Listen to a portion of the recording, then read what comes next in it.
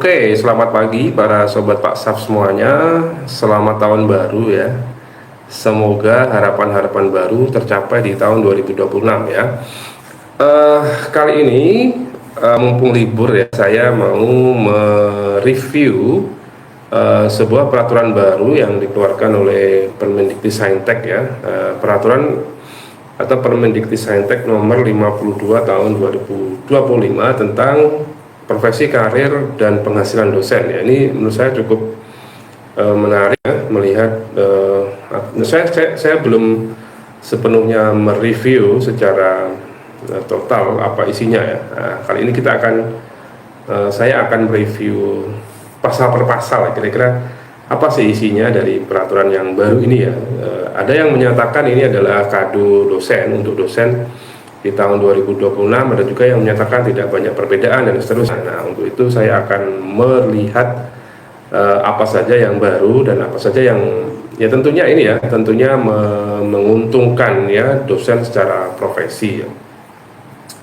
Oke, saya mulai dari bab 1. Ketentuan umum sepertinya tidak terlalu banyak menjadi ini ya, banyak menjadi concern ya. Nah, biasanya yang menjadi concern dosen itu ya lebih ke jabatan akademik, kemudian tunjangan sertifikasi, kesejahteraan dan sebagainya ya.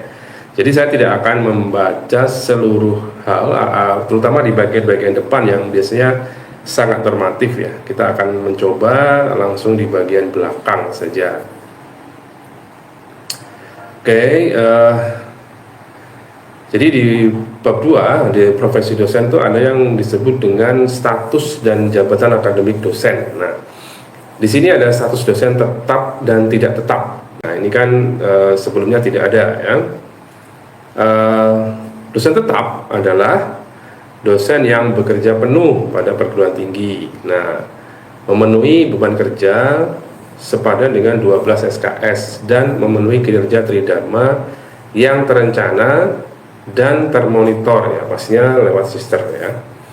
Nah, sedangkan dosen tidak tetap adalah dosen yang bekerja paruh waktu ya, tidak bekerja penuh waktu ya, artinya paruh waktu, kemudian tidak memenuhi beban 12 SKS dan tidak memenuhi beban tridharma yang terencana dan termonitor di sister tentunya ya. Jadi mungkin nanti ada status dosen tetap dan tidak tetap ya. Artinya kalau peraturan ini dibuat pasti untuk juknisnya segera menyusul ya. Kedua-duanya masuk ke pangkalan dikti ya, atau terdaftar di PD Dikti ya, atau pangkalan data perguruan tinggi. Oke, nah sekarang untuk yang dosen tetap itu ada jabatan akademiknya, yaitu yang pertama asisten ahli atau AA, yang kedua lektor, yang ketiga lektor kepala dan profesor. Itu jabatan akademiknya, tidak ada yang berbeda.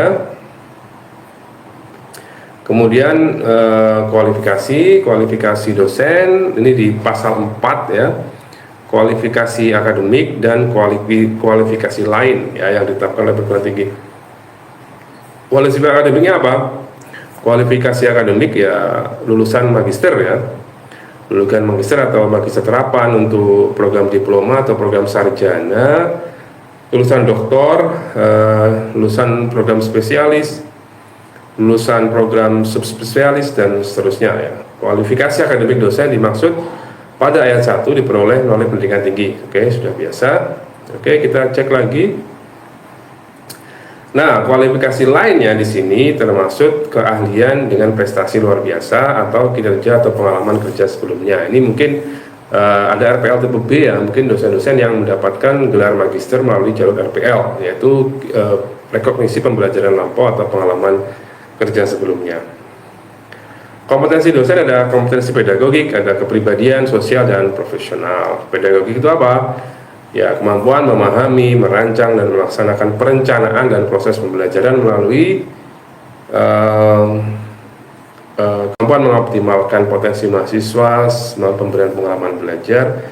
Kompetensi kepribadian, kompetensi sosial sepertinya tidak banyak yang berubah ya. Kemudian saya mungkin akan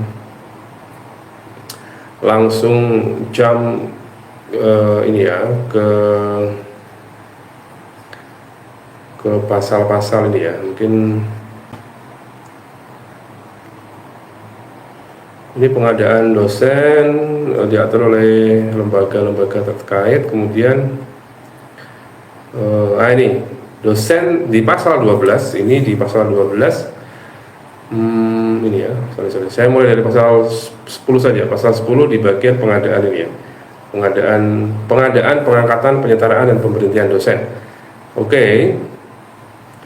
Pasal 11, selain pengangkatan dosen calon PNS sebagaimana dimaksud dalam pasal 10, pengangkatan dosen yang berasal dari PNS dapat dilakukan melalui perpindahan dari jabatan lain. Perpindahan dari jabatan lain mengikuti ketentuan perundang-undangan. Dosen tidak tetap dapat beralih status menjadi dosen tetap.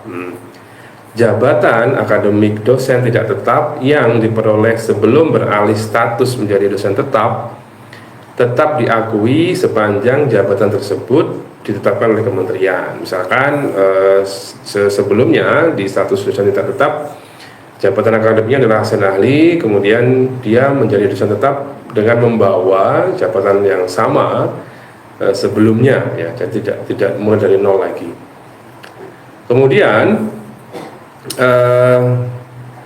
dosen tadi sudah peralihan ya, dosen tidak tetap dapat beralih status menjadi dosen tetap, sudah tadi ya.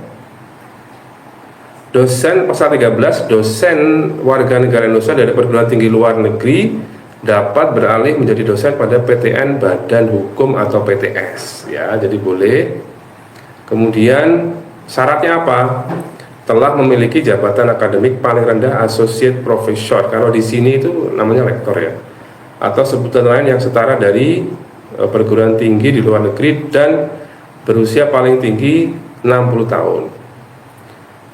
Kemudian penyetaraan sebagaimana dimaksud pada pasal 2 diusulkan oleh PTN Badan Hukum, PTN BH, dan PTS kepada Dirjen. Tunjangan bagi dosen yang telah memperoleh jabatan akademik hasil penyetaraan dibebankan kepada perguruan tinggi. Jadi tidak ada tunjangan dari pemerintah.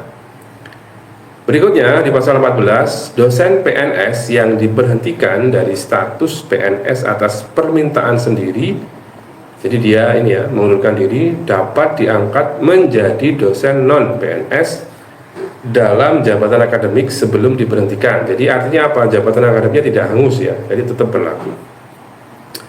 Berikutnya, dosen non PNS yang diberhentikan dari jabatan akademik dosen atas permintaan sendiri dapat diangkat kembali menjadi dosen non PNS dalam jabatan akademik sebelum diberhentikan ya. Jadi kesimpulannya adalah di jabatan akademiknya tidak hangus ya. Dosen PNS dan non PNS yang diberhentikan dari jabatan akademik dosen tidak atas permintaan sendiri karena melakukan pelanggaran integritas akademik, melakukan kekerasan, dipidana, dapat mengajukan diri menjadi dosen non PNS dalam jangka waktu paling cepat 5 tahun setelah selesai sanksinya ya. Jadi tidak langsung bisa mengajukan. Nah, pengajuan diri menjadi dosen non PNS sebagaimana dimaksud pada ayat 3 dapat dilakukan paling lambat 10 tahun sejak sanksinya selesai. Tata caranya diatur oleh Direktur Jenderal.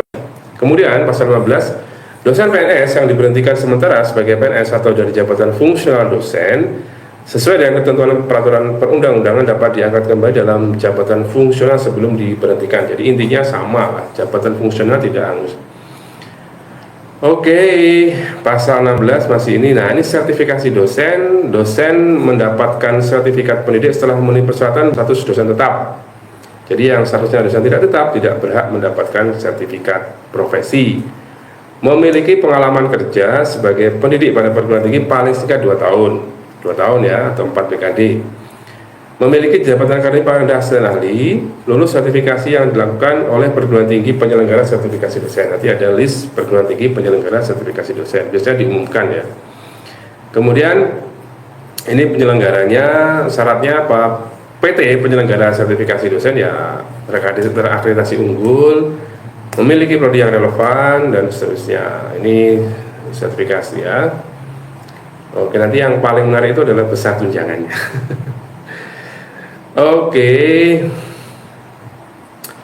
berikutnya adalah ini. Oke, Ini tidak oke, sama di panduan sertifikasi nanti juga lengkap. Petunjuk teknisnya nanti akan setiap saat akan diupdate ya. Oh ini tugas tambahan ya, beberapa dosen juga menjadi rektor, dosen ASN menjadi rektor di PTS-PTS daerah itu. Ini aturannya gini ya. Beban kerja dosen di bagian kelima pasal 23 ya. Beban kerja dosen mencakup kegiatan pokok, pembelajaran, penelitian, dan pengabdian kepada masyarakat. Tugas tambahan. Tugas tambahannya berupa apa? Pimpinan perguruan tinggi, peran lainnya, dan juga peran lain di luar perguruan tinggi. Nah, ini yang juga banyak dilakukan ya. Dosen yang mendapatkan tugas tambahan di luar perguruan tinggi wajib mendapatkan kalau ASN ya dari kementerian ya. Dosen non PNS dari pimpinan perguruan tinggi ya. Jadi sesuai dengan atasannya masing-masing. Kode etik dosen, oke. Kemudian karir dosen. Nah, ini biasanya sangat menarik nih ya. Karir dosen terutama di kenaikan jabatan akademik ya. Saya pengen melihat apa yang baru di kenaikan jabatan akademik. Oke. Oke, penugasan dosen, oke. Promosi dosen, nah ini promosi dosen, oke, ini bisa. Nah ini pasal 40, promosi dosen ke jenjang jabatan akademik lektor harus memenuhi persyaratan sebagai berikut. A. Memenuhi beban kerja dosen, ya biasanya 4 LKD ya, atau 2 tahun. Memenuhi angka kredit pada jabatan akademik lektor dengan proporsi angka kredit penelitian minimal 35%. Ya memang yang selalu menjadi momok seringkali menjadi kegagalan seorang mengajukan diri menjadi jabatan yang lebih tinggi adalah di aspek penelitian.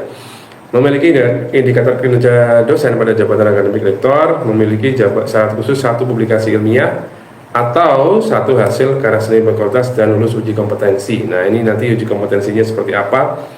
Biasanya kita akan ada juknis atau pedoman PAK yang baru atau pedoman PKD yang baru nanti ya. Ini kan masih permen ya, pasti aturan-turunnya pasti akan sangat banyak. Nah sekarang promosi dosen ke jenjang jabatan akademik lektor kepala harus memenuhi persyaratan 1, memenuhi beban kerja dosen.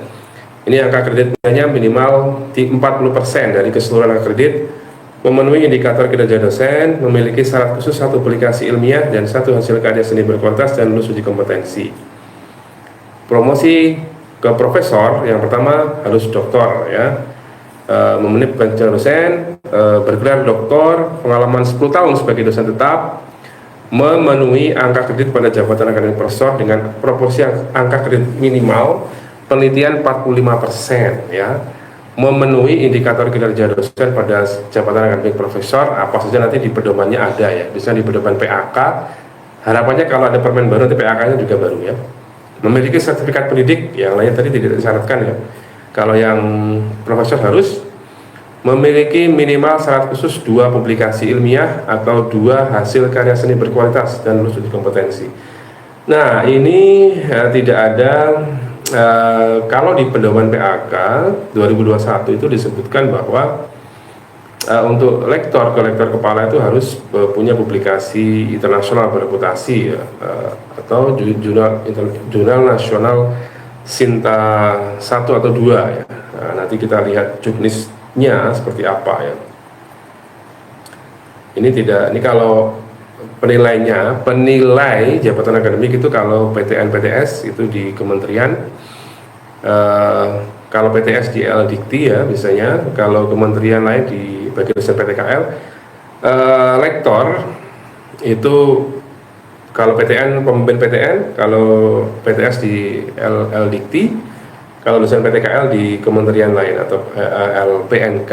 Nah kalau lektor kepala untuk PTNBH itu oleh kementerian bagi dosen PTN Badan Hukum, kemudian Dirjen bagi dosen PTN, PTS, dan PTKL. Nah ini bedanya penelitinya, makanya pasti akan ada ini ya. Oke, ini beberapa poin-poin yang mungkin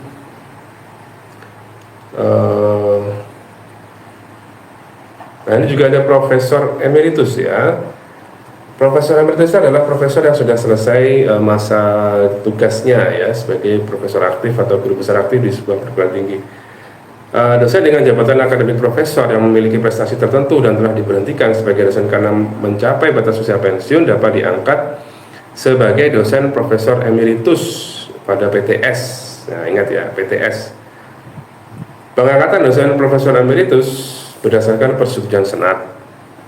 Kemudian yang sering ditunggu adalah usia maksimalnya adalah 75 tahun. Kemudian beban kerja memenuhi, kemudian Profesor Emeritus melakukan penelitian dan pengabdian masyarakat yang pendanaannya dapat bersumber dari anggaran APBN, ya, bisa diambil dari anggaran negara. Nah, gajinya dibayarkan oleh BPPTS ya, atau Badan Penyelenggara Perguruan Tinggi Swasta. Ini mungkin ya yang